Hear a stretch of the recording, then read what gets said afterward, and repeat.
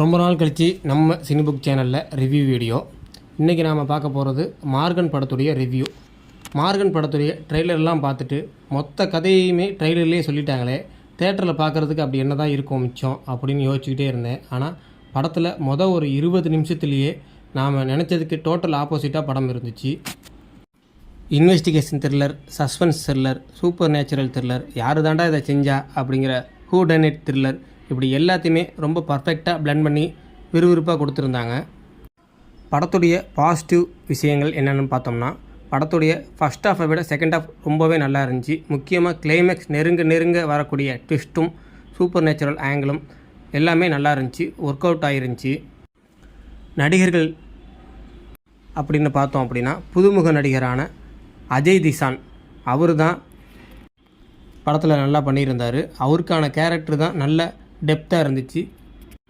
அவருடைய back story, அவருடைய super natural power, அவருடைய டிஃப்ரெண்ட் மெமரி பவர்னு எல்லாமே வித்தியாசமானதாகவும் நமக்கு விறுவிறுப்பாகவும் இருந்துச்சு. விஜய் ஆண்டனிக்கு கிட்டத்தட்ட ஒரு சப்போர்ட்டிங் ரோல்னு வச்சுக்கிங்களேன், அவ்வளோதான் இருந்துச்சு அவரோட ரோலு. ஆனால் அவருடைய பிஜிஎம் படத்தில் சூப்பராக இருந்துச்சு. படத்தில் 2 பாட்டு தான், ஒன்று டைட்டில் கார்டில், இன்னொன்று தேவையான இடத்துல மட்டும்தான். இதெல்லாம் படத்துடைய பாசிட்டிவ்.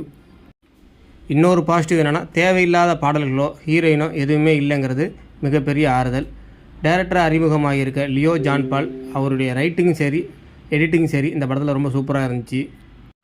முக்கியமாக கிளைமேக்ஸ் ட்விஸ்ட்டு ரொம்ப ஒர்க் அவுட் ஆகிருந்துச்சு. வெண்ணிலா அப்படிங்கிற கேரக்டரில் வர ஒரு பொண்ணோட நடிப்பும் சூப்பராக இருந்துச்சு. குறைன்னு பார்த்தோம்னா, ஃபஸ்ட் ஹாஃபில் ஒரே ஒரு விஷயம் ரொம்ப நேரம் நீட்டிக்கிட்டே போகிற மாதிரி தெரியும், கொஞ்சம் ஸ்லோவாக போகிற மாதிரி தெரியும். அதாவது ஒரே ஒரு மர்டரை மட்டுமே ரொம்ப நேரம் அவங்க விசாரிச்சுக்கிட்டு இருக்க மாதிரியே தெரியும். செகண்ட் ஹாஃபில் அந்த தமிழறிவு கேரக்டரோட கோச்சாக வர்ற ஒருத்தர் செய்கிற ஒரு விஷயத்துக்கு பதில் இருக்காது. அதாவது ஒரு கேள்விக்கு பதில் இல்லாமல் படத்தை முடிச்சிருப்பாங்க. இந்த 2 தான் படத்தில் வர சின்ன குறை. மற்றபடி பெருசாக எந்த குறையும் இல்லாத ஒரு இன்வெஸ்டிகேஷன் த்ரில்லர் தான் இந்த ககன மார்கன். சுருக்கமாக சொல்லணும்னா, விஜய் ஆண்டனியோட சமீபத்திய படங்கள்லேயே பெஸ்ட்டுன்னு சொல்லலாம். இதுதான் இந்த படத்தை பொறுத்த வரைக்கும் நம்மளுடைய ஒப்பீனியன். நீங்கள் போய் படத்தை பாருங்கள். உங்கள் ஒப்பீனியனும் நம்ம ஒப்பீனியனும் ஒன்றா இருந்தால் கமெண்ட்டை சொல்லுங்கள். மீண்டும் அடுத்த வீடியோவில் அல்லது விமர்சனத்தில் சந்திப்போம். நன்றி.